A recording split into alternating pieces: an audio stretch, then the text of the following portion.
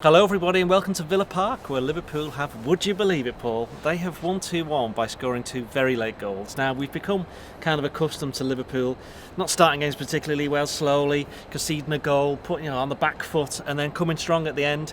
They did it against Manchester United in a way earlier last month. They did it against Tottenham last week. They did it at Arsenal in midweek.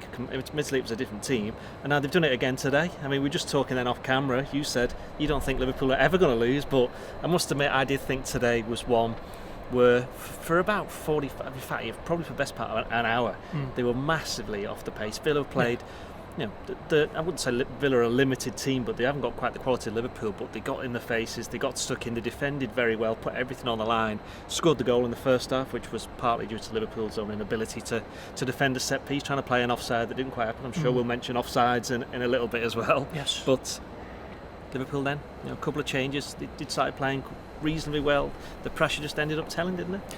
Did, and you asked me then, you said before we started recording that I said to Ian that I never actually feel they're going to lose, and you said something different, but there's just something ingrained in this Liverpool team now, and I've been saying it for weeks, and they just keep proving it time and time again that they just never know when they're beaten. And even with 5 minutes to go, I'm still sitting there and we've got our match reports that we need to file and so on, and I'm never actually thinking this is going to be the day that they lose. I don't know what it's going to take for this team to lose, because the 88th minute, 87th minute, they're 1-0 down, they've won the game 2-1, and I'm sitting there thinking that they're not going to lose, and that's just a remarkable testament to their character and their reserves of character and their strength mentally and physically, and it just they haven't got many weaknesses, have they, this Liverpool team, and they do seem to get stronger and stronger as the games go on, and we've seen that on Wednesday night. Okay, it was a much different Liverpool team in personnel, but that same mentality seems to be still there. With that 5-5 draw against Arsenal, they kept fighting back, 2 goals down twice, never know when they're beaten, and once again they've done it here today to preserve their 6-point lead at the top, which, looking back on it, could be a pivotal weekend in the Premier League, because looked like they were minutes away from losing, and City had turned it around against Southampton, which will have reduced the deficit ahead of next Sunday's massive game at Anfield. But now it's sitting at 6 points. The lights have gone out at Villa Park, and the lights went out on Aston Villa with seconds to go, didn't they, with Sadio Mane's winner. What more can you say about this team? Incredible. No, they're all going out now. Yes. Now with Aston Villa, we just mentioned them. Sadio Mane was one player who, in particular, he picked up a booking in the first half for diving, which, okay, we saw it. It wasn't a penalty. I think diving might have been a little bit harsh because there may have been contact, but it wasn't quite in the same, realm as what's happened in recent weeks. And perhaps the referee, John Moss, kind of he considered that as though he may have been going for it, and it kind of it played on, not on the mind of the player, but it played on the mind of the crowd. Mane would then, every time he got anywhere near anybody, they were going for a wanting a foul, wanting a free kick, wanting the second yellow. And Mane, he didn't have his best game, but then come the last 5 minutes, he puts a great ball in for Robertson to put in that header, and then he's the one that gets in there on that Trent corner from the right. It was a set play that Jurgen Klopp had mentioned earlier. I must admit, I and quite a few other people got onto the fact they tried that a few times. They tried it against Tottenham last week as well, but it come off. Set play, training ground routine. It's about going through those kind of routines. It's all that, the muscle memory, all that kind of stuff, that they know what to do when the pressure's on, and it just paid off again, didn't it? Especially with Sadio Mane, because he obviously, as I mentioned, he kind of epitomised the transformation of the team in those final 15 minutes. Yeah, and you mentioned Mane, and I suppose it was the same school of thought for me for taking Salah off, because Mane didn't have his best game, but they've kept him on, and he's come up with 2 big moments. And I thought maybe the same for Salah. He didn't have his best game, but I thought taking him off was a bit of a strange one. Do you think it may have been hampered a little bit by his injury still? Maybe so, yeah. I mean, Jurgen Klopp told us on Friday that it seemed that he was fine. It was just a bit of fluid in the ankle, and it was an annoying one more than an actual injury. But maybe that was playing on Jurgen Klopp's mind and his thinking. But I mean, Liverpool were trying that low cross, weren't they, into the near post, and they were attacking it. And it would look like it might have come off earlier on in the game. It nearly come off against Tottenham last week, didn't it, when they nearly caught Gazaniga unawares, and just little things like that, isn't it? Liverpool try to find so many different ways to score, and set pieces they view as a massive opportunity to score, and rightly so. I mean, I think you might be right in correcting me on this, but were they the team who scored the most set pieces last season? I think they were, yeah. Yeah, I think they may now be the top on this season as well. Yeah, because they see it as a great opportunity to score, and they come up trumps in the last second there with with another goal from a set piece, and how crucial that might be when the medals are handed out in May.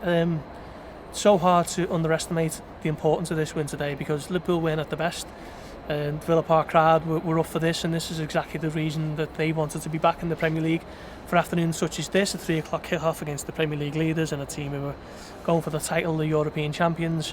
They're a massive scalp, and the fans played their part for Villa, and Liverpool's quality and mentality has shone through in the final few seconds when it looked like it wasn't going to happen for them. VAR, Paul. VAR. There was, I think we had something like 4 minutes of injury time at the end of the first half, and 5 minutes at the end of the second half, which obviously is how Liverpool ended up scoring their goal. But that was because of VAR decisions. There were a few made during the game. There was certainly one. You'll have to excuse our cameraman is having a little bit of a coughing fit there. Come on, Kai, clear your throat. No, it's clear to go. Oh, very good improvisation, by the way. Now the lights have gone out. Yeah, it's very good. We like that. What was it? VAR. Yeah. But then obviously there's a Roberto Firmino goal. I mean, at the time you just thought, it's offside. There didn't seem too much complaint from any of the Liverpool players. But the minute you saw the replay, you're like, hang on a minute, this is a goal. And then you then watched it through, and I must admit, when I saw the replay that they put out, I thought, well, he's offside a little bit. But then I've seen another clip and another, freeze frame with the lines, and it's like, he looks onside, and then I know a lot of people on Twitter have said the same thing. I mean, what's your take on it? It was a farce of a decision. I mean, when the goal got ruled out, and we see the benefits of the replay and the little monitors in the press box, I'm looking at it and I'm thinking, this is going to get given, it's 1-1, I was ready to tweet it out. And then it doesn't get given somehow, and then you're thinking, how on earth is that not a goal? I mean, the problem isn't VAR, it's the officials who are overseeing VAR. And who was the official, Paul? Yes, it was Martin Atkinson, and every Liverpool fan will know that. And is that just coincidence, do you think? Let's be honest, it really is, isn't it? There's no conspiracy. No, of course there isn't a conspiracy, but it's just telling that he was the man who somehow didn't see the foul from Victor Lindelof at Old Trafford a couple of weeks back, and he's the man who somehow viewed that Roberto Firmino's armpit was offside. Would you believe the Premier League took the unprecedented route of bringing out a statement midway through the game and saying just at half time, actually. I mean, I've never known that, to be honest, and maybe it's because of the sheer weight of fury from Liverpool fans online that they've just thought we're going to have to explain why it was ruled out. And I've never known a player to score with his armpit before in my life, so quite how Roberto Firmino's managed to stray offside with his roll-on mark, I don't know. It's just an incredible, ludicrous decision for me, and it's just another reason why I hate VAR. I hate talking about it. I hate the discussions. But we're going to talk about away from talking about football every single week. A little bit more, because you've just made a very good point there. I don't think you realise you've done it. That with VAR Cup being where is it? You know, Stockley Park. Thank you. They can get statements and whatever explanations from the people there straight away. Yeah. So that's why the Premier League could put out a statement so quickly after the decision was made. So in some ways that's good, because if there is a contentious decision, now the Premier League have kind of set themselves up a little bit, because now it's like, well, you can just tell you can tell us exactly what that was about now. Every week now, whoever's working the press office in Stockley Park is going to be overworked. They're going to be doing it for every game, every decision. Strange precedent, but I suppose in a way it does provide a little bit more clarity and the thinking behind some of the baffling decisions, because I don't mind that so much, but yeah, it was an odd one. Fine, we're not going to end on VAR. We're going to end on Trent Alexander-Arnold. I know you spent some time this week speaking to him. This was the occasion of his 100th appearance for Liverpool, and I did the player ratings as normal. I gave him man of the match. I thought in the first half he's one of the only probably Liverpool player who's anywhere near his level in the first half, and the second half he was the one who was getting down that right wing, and it ended up being him that hit the free kick from which the corner was won for the winning goal, and he went off and took the free kick himself and whipped it in, and it was deserved reward for him, because it was a landmark game, and I wouldn't exactly say a landmark performance, but it's one that he'll remember. Yeah, of course. I mean, when he got that free kick in the in the 93rd minute, just before Mane scored, I thought this is set up for him. I'd love him to score. It'll rewrite my intro for my match report, which is my biggest concern at the time. I just got a deflection in it, and then he trots over, and probably his last kick of the game, if we're honest. He goes and puts it on a plate for Mane, who sticks it away. And I agree with you. I thought plenty of Liverpool's players weren't anywhere near their normal level today, but he was one who was running out of superlatives for him every single week. We say he can put the ball wherever he wants with that wonderful right foot. The lights are back on now. They are, energy levels all day. Such a crucial part of this Liverpool team. 100 games up, and hundreds and hundreds of more to come. An absolute credit to the club and the city. And I know I said that was the last thing, but now that the lights are on and Kai can put his arm down because he's been holding up his other mobile phone very, very diligently there with giving us a bit of light. Genuinely the final thing, no Fabinho today. That was the big talking point before the game. Should he play or should he not? He was on the bench, didn't come on, managed to escape the booking that would have ruled him out against City. Jurgen Klopp didn't take the chance with him. Adam Lallana played for 65, 70 minutes or whatever it was in that number 6 role. How do you think he did? I mean, I wrote something, he was okay. Yeah. I mean, I know he missed that chance in the second half, but the point there is that if Fabinho had been on the pitch, Fabinho would never have been in that position. He just ended up falling back into his normal routine, didn't he? Yeah, I think Adam Lallana's one of those lightning rods for criticism, isn't he? And I think sometimes it's unjustified.